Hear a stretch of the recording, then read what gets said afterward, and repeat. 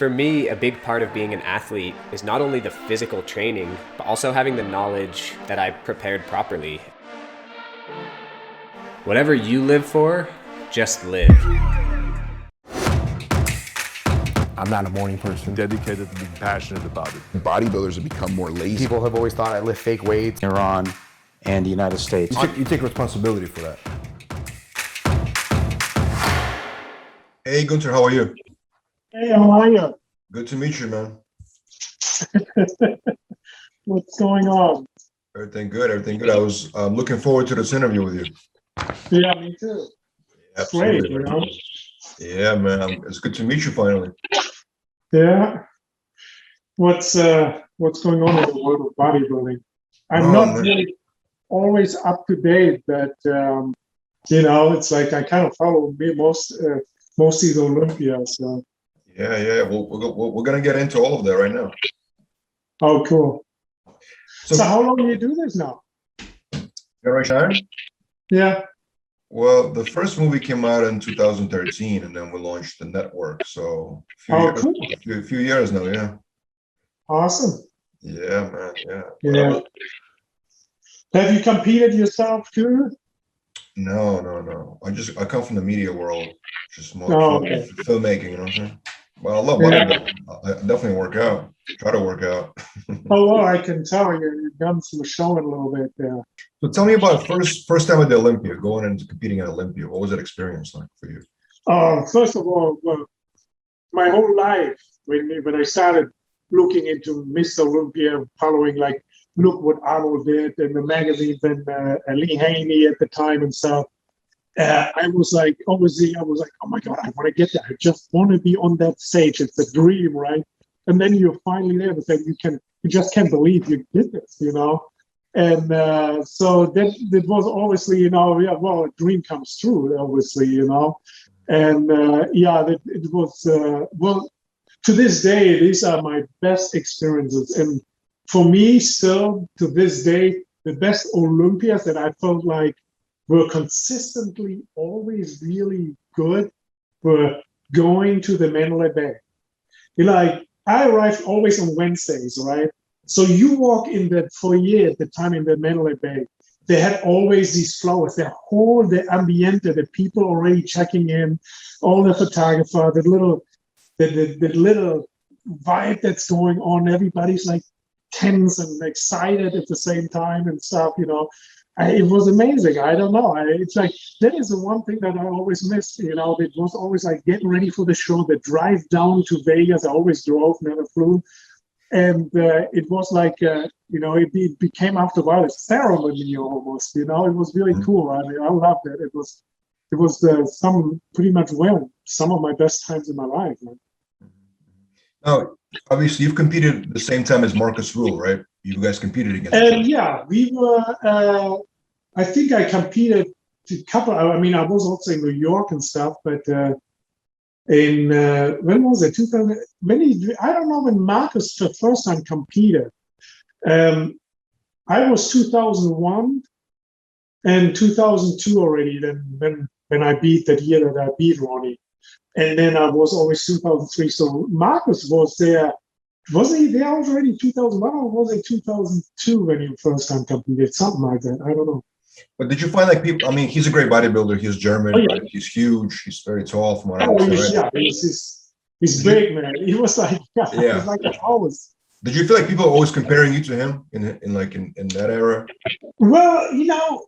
Well, I obviously was, they call me always a gentle giant, and he's kind of a giant too, you know.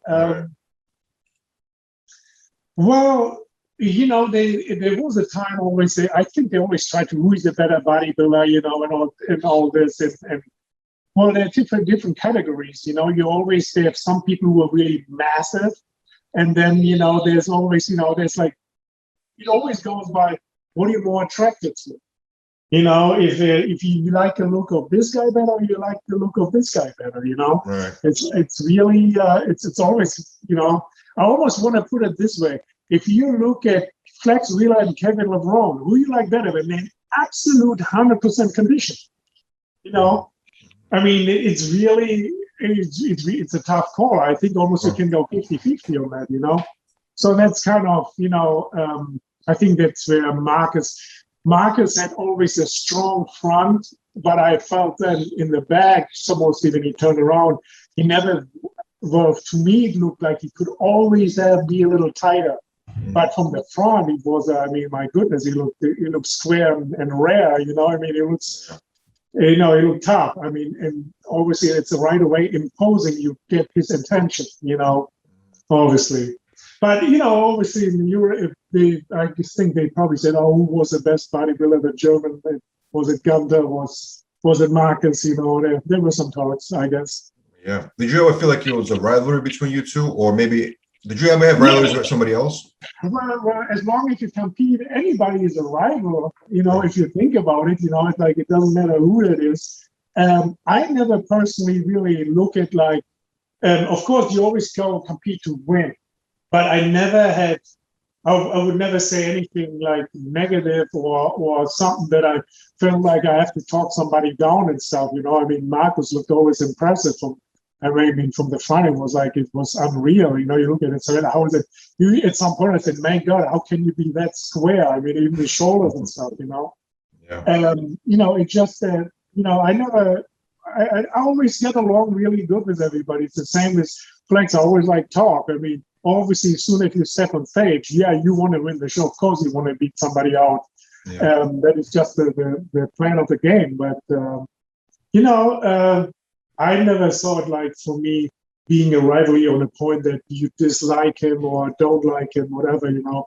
I never had any bad waters against him. All right, let's talk about 2002.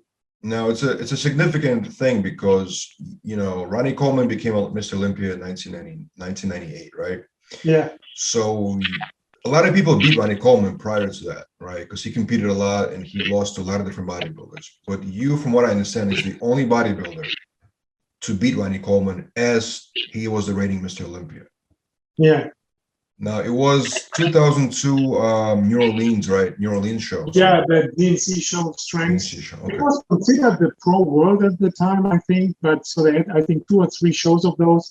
But I think it got too expensive, you know, because they had obviously, they tried to build it like the Arnold's Classic and stuff. And, you know, I mean, it's really hard to build that right away and get that as big as Arnold's Classic, you know.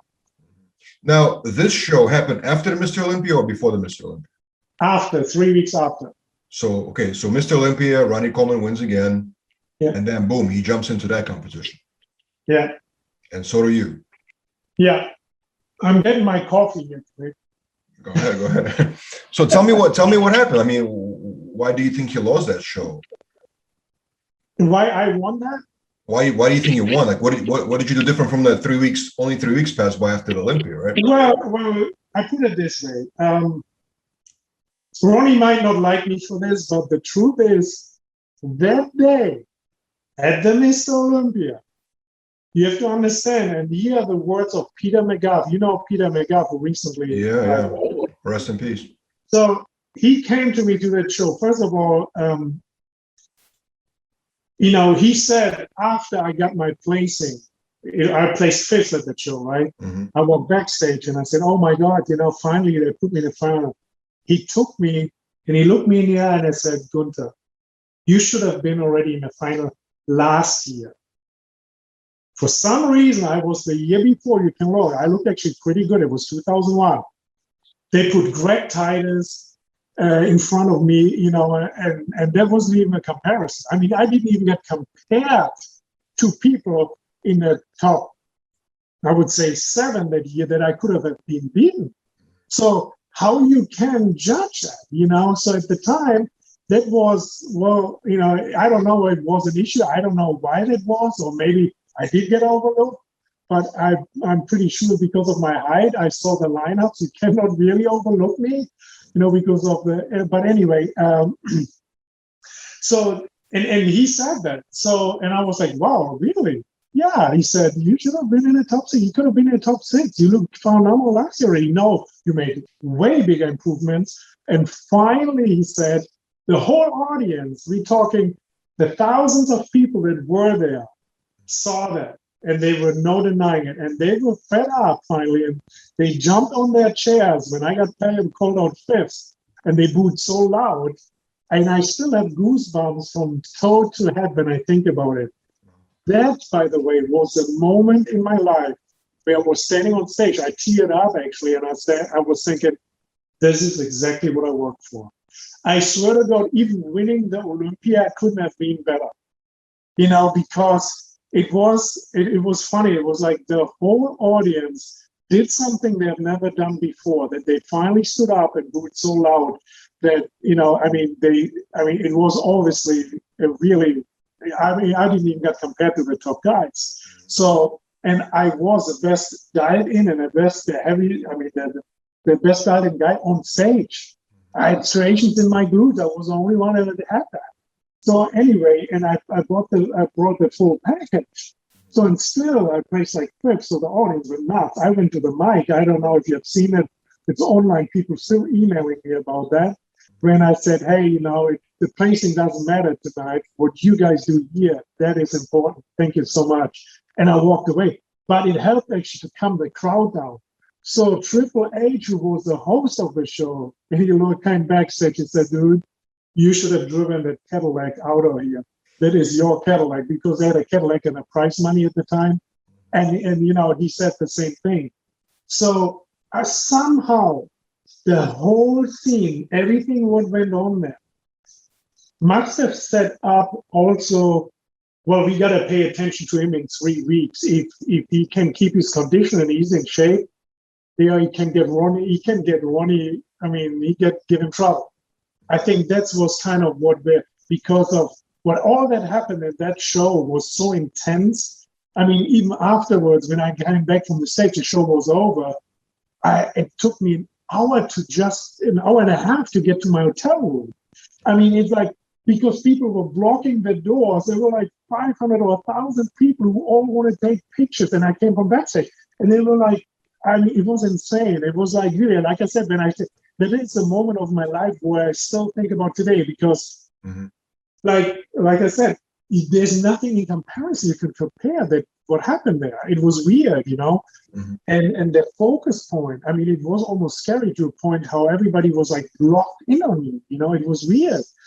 Anyway, and when I went then 3 weeks later to the show, I actually, Chad and I tried to fill out actually a little bit more, and actually my weight, when I checked it just the day before the show, was 302 pounds, and I was shredded. So, and I think for my height compared to Ronnie, I needed also that weight to really be competitive.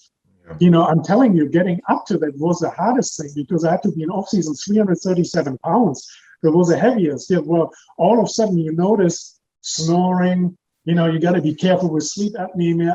All this stuff, you can tell it is stress on your body. Yeah. And I tell you what, doing this for so many years, like I did, from 16 years on to, I stopped competing at 36. But during that time, you put your body through a lot, and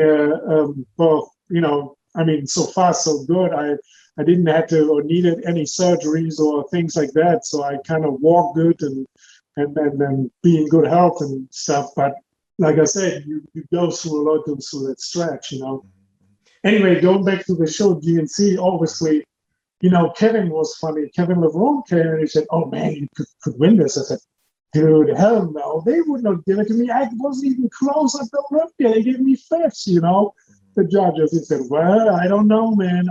You couldn't do it. If you're right next to him, I can tell, man, you're looking good. Anyway, so the pre-judging happened and stuff, and Kevin Cameron said, I think you got it. Dude, no way. I still didn't believe it. And then the night show, when it happened, the final, and then they called it out. And I was like, I was like, no way, what? So I was like really surprised. It was like weird. And then Kevin came running up on stage and lifted me up and congratulated me. You did it, you beat him. It's like I said, oh my God, it was awesome. Yeah, it was just great, man. That's incredible. Do you think, honest, and obviously I don't want to take anything away from your win, but do you think Ronnie maybe like because he's Mr. Olympia, you know, he's dominant champion. Do you think he maybe didn't take this show as seriously as he should have? I don't know. I don't. Well, wouldn't you? I mean, wouldn't you? Do you think? Because I think he looked better than he looked at the Olympia at the show. Oh wow. Yeah, he was. I personally think he looked better at the Olympia. The Olympia was funny. He really missed his mark. You know, I never say that I'm better than Ronnie. Nobody's better than Ronnie besides Lee Haney gives him and couldn't give it a run.